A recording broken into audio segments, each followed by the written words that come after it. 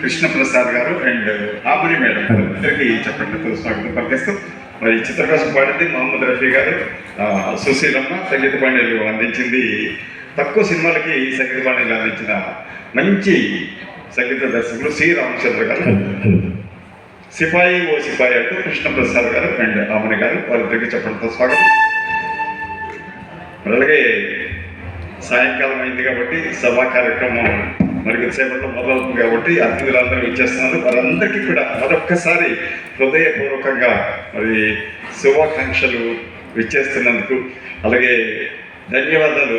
వారి అమూల్యమైన సమయాన్ని వెచ్చించి ఇచ్చేసినందుకు ధన్యవాదాలు తెలియజేసుకుంటూ సక్సెస్. ఈ కార్యక్రమానికి మా టీజీఓస్ అధ్యక్షుడు, తెలంగాణ రాష్ట్రానికి అధ్యక్షుడైనండి టీజీఓస్ని ఒక ఏకతాటిపై నడుపుతూ మా యొక్క కోరికల సాధనకు రిటైర్మెంట్ అయినటువంటి పెన్షనర్స్ యొక్క టీజీఓస్ కానివ్వండి, గెస్టెడ్ ఆఫీసర్స్ యొక్క యూనియన్కి అధ్యక్షులుగా ఏకగ్రీవంగా ఎన్నికై వారు చక్కగా పరిపాలన దక్షతతో మా కోరికలన్నీ నెరవేరేలాగా ఒక మన ప్రజాస్వామ్యంలో ఉన్నటువంటి ఇప్పుడున్నటువంటి ప్రభుత్వానికి చేరువై, ఎందుకంటే ఏ లీడర్ అయినా కానీ ప్రభుత్వానికి చేరువ కంపల్సరీ కావాల్సిందే.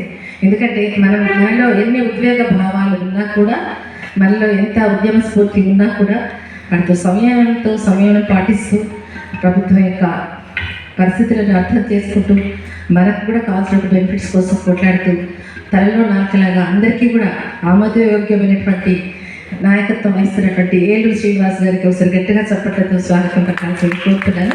ఎందుకంటే మనిషిని చూడగానే అనిపిస్తుంది ఓ సాఫ్ట్ నేచర్, సాఫ్ట్ కార్నర్, ఏదైనా కానీ చేయాలనే తపన. ఒక మాట చెప్తే ఆ మాట తప్పకుండా మనం మర్చిపోయినా కాల్ చేసి చెప్పినా అది ఇంప్లిమెంట్ అయ్యే వరకు దాని వెనకాల పెడతారు. అందుకే అదే నాయకత్వం. ఆ నాయకత్వం ఉన్నవాడినే ఎన్నుకుంటారు ఎవరైనా కానీ. ఆ నాయకత్వం ఉంటేనే మిగతా వాళ్ళ యొక్క సభ్యుల యొక్క కోరికలు, ఎంప్లాయీస్ల కోరికలు తీరుతాయి.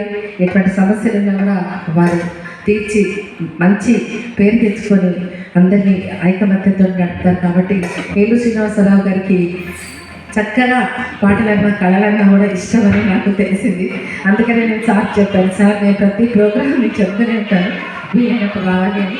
మా BTNJ అధ్యక్షులు సత్యనారాయణ గారు కూడా వారికి కూడా చెప్పడం జరిగింది. కానీ వారికి కొంచెం బిజీ ఉంది ఈ మధ్యలో. ఎందుకంటే కళ లాంటి కళాకారులు